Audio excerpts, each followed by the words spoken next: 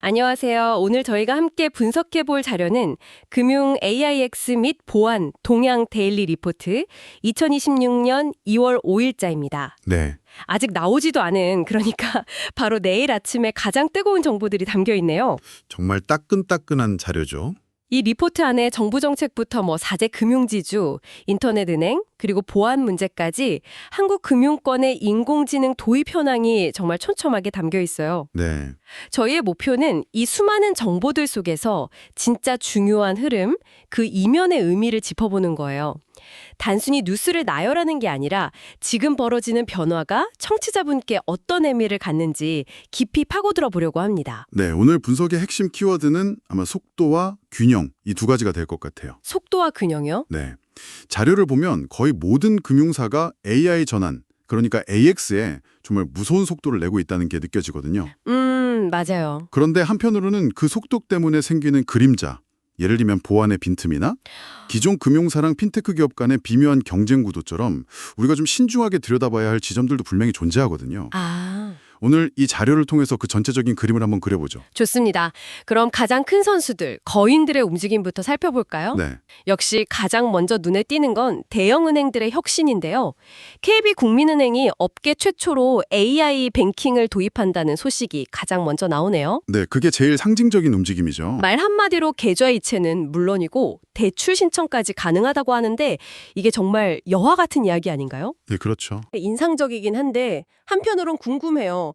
과연 고객들이 보안에 대한 그 막연한 불안감을 넘어서서 이 편리한 기능을 실제로 적극적으로 사용할까요? 아주 정확한 지적이세요. 은행 입장에선 이 기술의 신뢰도를 어떻게 확보할지가 진짜 과제처럼 보이는데요. 맞습니다.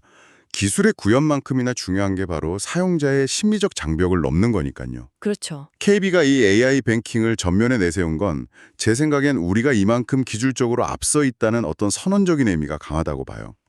일종의 선언이군요. 네. 근데 여기서 흥미로운 점은 다른 은행들의 접근 방식이 조금씩 다르다는 거예요. 어떻게 다른가요? KB가 고객이 바로 체감할 수 있는 서비스에 집중했다면 우리금융은 그룹 전체를 위한 공도 클라우드 플랫폼을 완성했어요. 공동 클라우드 플랫폼이요? 네, 이건 당장 눈에 보이는 서비스는 아니지만 그룹 내 여러 계열사들이 각자 AI 기술을 개발하는 게 아니라 하나의 잘 닦인 고속도로 위에서 빠르게 달릴 수 있도록. 인프라를 구축한 거군요. 그렇죠. 핵심 인프라를 구축한 셈이죠.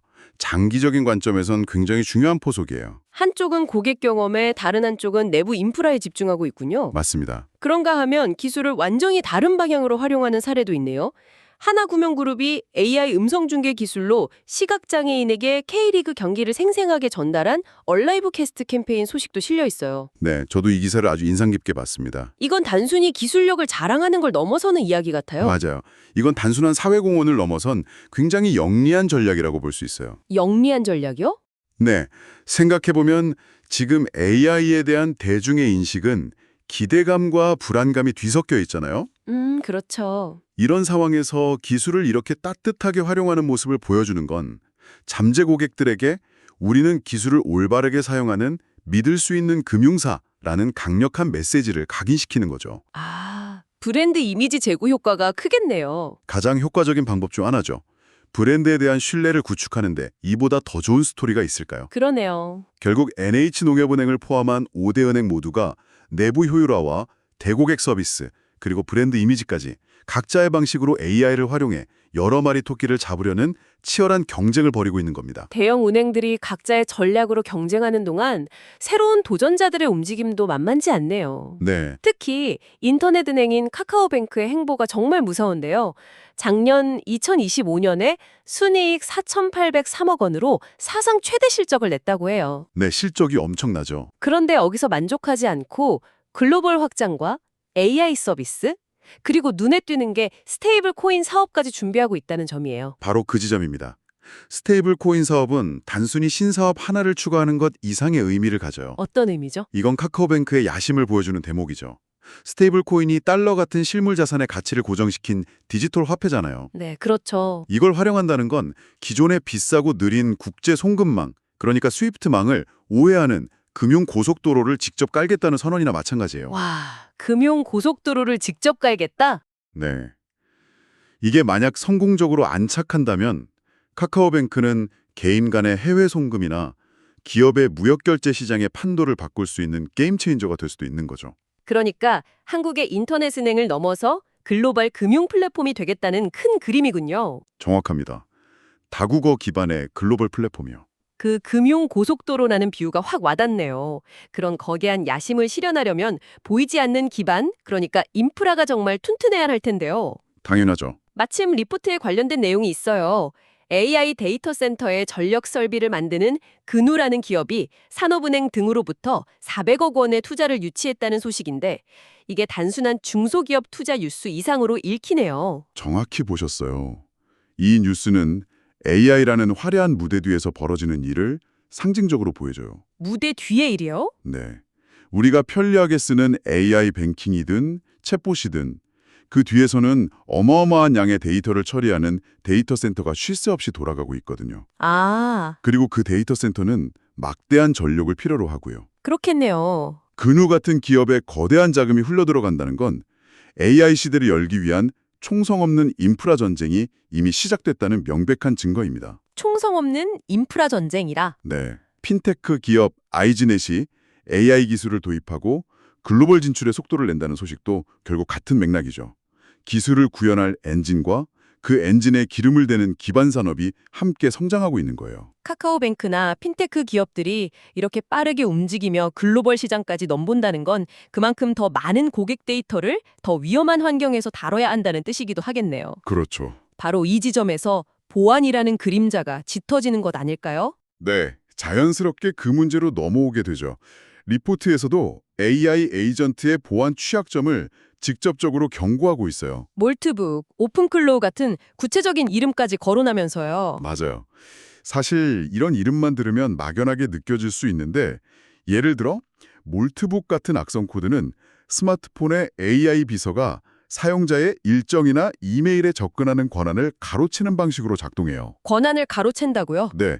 그리고는 대출 만기일, 부동산 계약 같은 민감한 금융 관련 약속이나 계정 정보를 빼돌리는 거죠. 세상에. 결국 편리함을 위해 열어둔 문으로 도둑이 들어오는 셈입니다. 와, 그 설명을 들으니 훨씬 더 위험하게 다가오네요.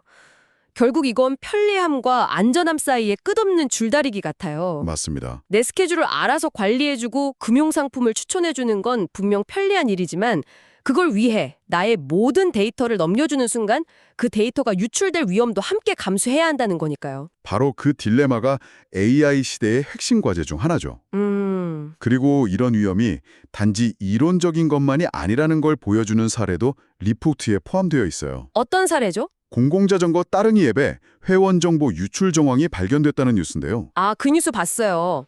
이렇게 유출된 개인정보는 단순히 스팸 문자로 끝나는 게 아니라 보이스피싱 사기단에게 넘어가서 아드님 이름으로 100만 원이 결제되었습니다 같은 정말 정교한 2차 범죄의 재료가 될 수 있다는 게 진짜 문제예요. 그래서 금융권의 대응도 여러 방향으로 동시에 이루어지고 있는 거군요. 네, 그럴 수밖에 없죠. 한편에서는 금융사들이 AI 기반 이상거래 탐지 시스템 같은 보안 솔루션을 도입해서 기술적인 방어벽을 계속 높이고 그렇죠. 기술적 방어가 일단 기본이고요. 다른 한편에서는 BNK 금융그룹처럼 보이스피싱 같은 금융범죄 피해자를 직접 지원하면서 사후 대책도 마련하고요. 맞아요. 또 금천경찰서가 어르신들께 보이스피싱 예방 교육을 하는 것처럼 사람들의 인식을 개선하려는 노력도 함께 이뤄지고 있고요. 맞습니다. 기술적 방어, 제도적 지원, 그리고 사람의 인식 개선, 이 세 바퀴가 함께 굴러가야만 안전을 확보할 수 있다는 걸 모두가 알고 있는 거예요. 어느 하나만으로는 안 되는 거군요. 네, 이 복잡한 문제는 절대 하나만으로 해결할 수 없죠. 자, 그럼 이 모든 소식들을 종합해보면 어떤 큰 그림이 그려질까요? 리포트의 결론은 아주 명확해 보여요. 금융권 전체의 AI X 전환 가속화. 오늘 우리가 이야기 나눈 AI 뱅킹, 스테이블 코인 같은 새로운 시도부터 보안 취약점이라는 그림자까지 모든 키워드들이 이 거대한 흐름을 가리키고 있는 것 같아요. 네, 이제 금융권에서 AI를 도입할 것인가는 더 이상 질문이 아니에요. 질문이 아니다. 네, 어떻게, 얼마나 빠르고 또 얼마나 안전하게 전환할 것인가라는 방법론에 대한 경쟁이 시작된 거죠. 아, 방법론의 경쟁. 여기서 재미있는 지점은 금융위원회가 ESG 공시 기준을 강화하는 바로 그 순간에 금융사들은 전력 소비가 엄청난 AI 데이터 센터에 더 많이 의존하게 된다는 이 아이러니예요. 그러네요. 앞으로 AI 전환에 숨겨진 비용인 이 탄소 발자국을 어떻게 관리하고 공시할 것인가가 기업들의 새로운 경쟁력이자 리스크가 될 겁니다. 아, 그건 정말 흥미로운 관점이네요. ESG와 AX 두 개의 거대한 흐름이 충돌하는 지점이 생길 수 있다는 거군요. 그렇죠. 이런 큰 변화는 대기업이나 정부만 주도하는 게 아니라 지방은행들의 노력도 눈에 띄어요. BNK 부산은행이 핀테크 스타트업을 육성하는 썸 인큐베이터 프로그램을 운영하는 것처럼요. 맞아요. 디지털 생태계에서 소외되지 않기 위해 안간힘을 쓰고 있는 모습이 보이죠. 증권사나 보험사도 마찬가지고요. 아, 그렇죠. 그럼요. 키움증권은 AX 가속화를 위해 IT 투자가 시급하다고 강조하고 있고 삼성생명은 AI 기반 수면 분석 서비스를 내놓는 등 각자의 영역에서 생존과 성장을 위해 속도를 내고 있어요. 정말 산업 전체가 움직이고 있네요. 네. 결국 이 리포트는 한국 금융산업 전체가 AI라는 거대한 파도에 올라타기 위해 각자의 위치에서 필사적으로 노를 젓고 있는 생생한 모습을 보여주는 한 장의 스냅샷이라고 할 수 있어요. 스냅샷이요. 네. 대형은행은 큰 항공모함을 이끌고 인터넷은행은 빠른 전투함처럼 치고 나가고 지방은행과 핀테크 기업들은 서로 협력하거나 혁신을 통해 자신들만의 항로를 개척하고 있는 거죠. 오늘 이 리포트 한 권을 통해 정말 역동적인 변화의 현장을 깊이 들여다본 것 같습니다. 네. 기술이 고객 서비스를 혁신하고 기업의 체질을 바꾸고 동시에 우리가 미처 생각지 못했던 새로운 위험과 과제를 만들어내고 있네요. 모든 것이 연결되어 있어요. 우리가 누리는 AI 뱅킹의 편리함 뒤에는 데이터 센터의 막대한 전력 소비라는 환경적 비용이 있고 네. 독특한 AI 에이전트의 도움 뒤에는 내 개인정보가 유출될 수 있다는 위험이 항상 도사리고 있죠. 이 양면을 함께 보는 시각이 정말 중요해진 시대예요. 마지막으로 청취자분께 생각해볼 질문을 하나 던져드리고 싶어요. 네. 오늘 살펴본 리포트 한쪽에 작게 실린 기사가 있었는데요. 핀테크 기업 토스가 서울시와 함께 경계선 지는 청년들에게 금융이해력 교육을 했다는 소식이었어요. 아, 그 기사 저도 봤습니다. 기술이 이렇게 눈부시게 발전하는 시대에 우리는 기술 자체의 성능이나 속도에만 주목할 것이 아니라 어쩌면 그 기술의 혜택에서 소외되는 사람은 없는지, 그리고 그들을 위해 기술은 무엇을 할 수 있는지에 대해서도 함께 고민해야 하지 않을까요? 이 질문을 마음에 담아주시길 바라며 오늘 분석을 마무리하겠습니다.